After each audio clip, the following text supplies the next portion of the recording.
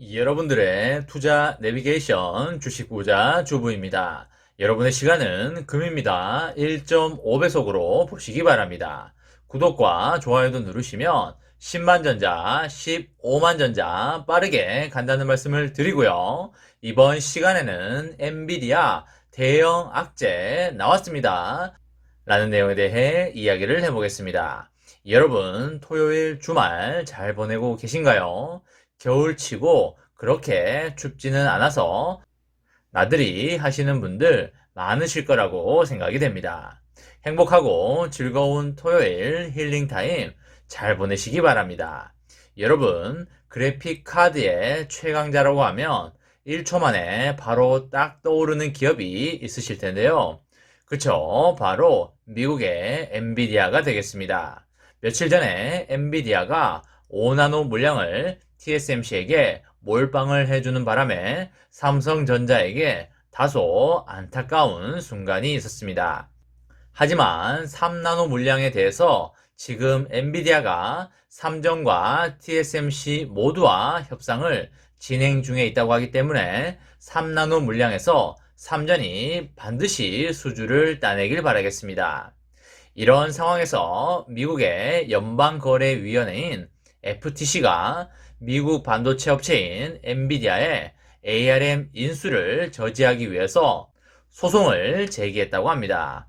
반대도 아니고요. 소송까지 제기해버리면서 엔비디아의 입장에서 봤을 때 정말 난감하고 좌절스러울 수밖에 없겠는데요.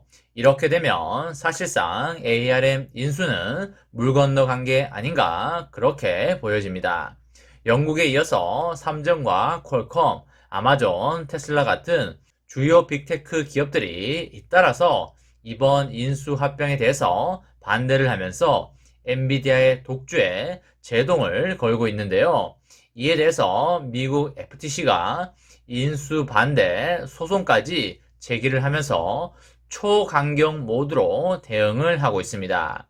미국의 연방거래위원회가 미국 반도체 업체인 엔비디아를 제소를 했다고 많은 보도가 나오고 있고요. 엔비디아는 지난해 9월에 소프트뱅크가 보유한 영국의 반도체 설계 업체인 ARM을 우리 돈 47조 원에 인수한다는 계획을 발표한 바가 있죠. FTC는 미국의 대표적인 반독점 규제 기관인데요. 빅테크들의 M&A가 시장의 공정한 질서를 해친다고 판단될 경우에 연방거래위원회법에 근거하여 행정명령을 내리게 됩니다. 이번에 FTC의 요청에 따라서 내년 8월 9일부터 위원회 행정법 판사가 재판에 착수할 예정입니다. 영국 당국에 이어서 미국의 FTC도 강경한 입장을 보이면서 사실상 엔비디아의 ARM 인수는 난항을 크게 겪게 됐다라고 이렇게 이해하시면 되겠습니다. 이렇게 되니까 다른 반도체 업체들은 어떻게 되겠습니까? 그쵸? 매우 다행이라고 하면서 대부분 안도의 한숨을 내시겠죠? 특히 ARM이 스마트폰을 비롯한 모바일 생태계에 미치는 엄청난 파급력을 감안한다면 엔비디아의 ARM 인수는 삼성전자와 퀄컴, 애플 같은 주요 기업들에게 향후 사업에 대한 불확실성을 더욱더 높일 가능성이 있고요.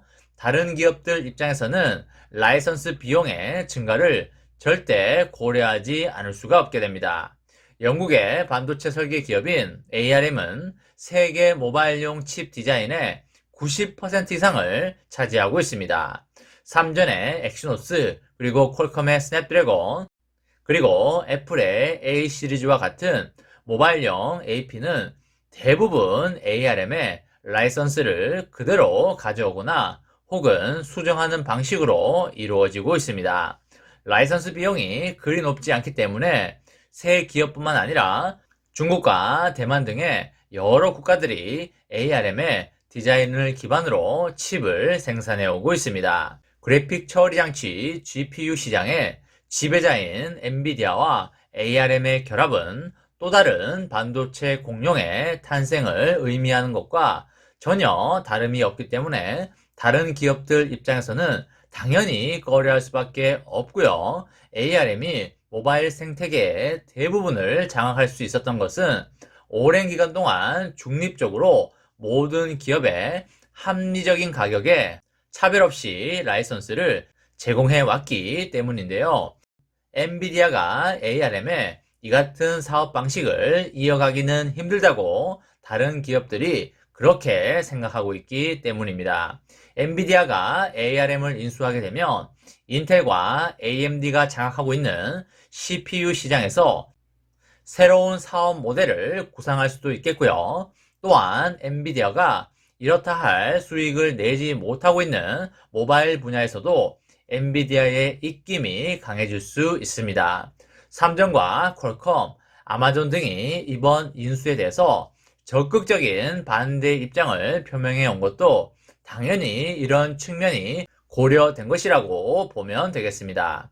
특히나 최근에 전 세계적인 반도체 공급 부족 사태로 인해서 반도체 산업이 산업 전체뿐만 아니라 사실상 국가 안보에도 치명적인 영향을 미친다는 우려가 이렇게 확산된 상황에서 각국 정부 역시 어떤 독점 기업이 탄생한다는 것은 절대 방기기가 어려운 상황일 수밖에 없는 건 매우 당연한 소리가 되겠습니다. 그리고 역사적으로 미국과 중국 등의 주요 규제 기관들은 반도체 분야에서 M&A를 통한 독보적인 지위의 기업 탄생을 반대해온 사례가 적지 않게 있는데요. 지난 2015년에 반도체 장비업계 1위인 미국의 어플라이드 머티리얼즈와 그리고 3위인 도쿄 일렉트론의 합병 역시 미국 법무부의 강력한 반대로 무산된 바 있습니다. 반도체 기업 간의 인수합병에 제동을 거는 방식은 반드시 두 기업의 점유율이나 수치상의 독점 우려에 국한되지 않고요. 정성적인 평가로 기업 간의 시너지로 발생할 시장 영향력도 반드시 감안한다고 이해하시면 되겠습니다. 이번에 엔비디아의 ARM 인수건도 향후에 미칠 영향이 너무나 크기 때문에 제동이 걸린 거라고 이해하시면 되겠습니다.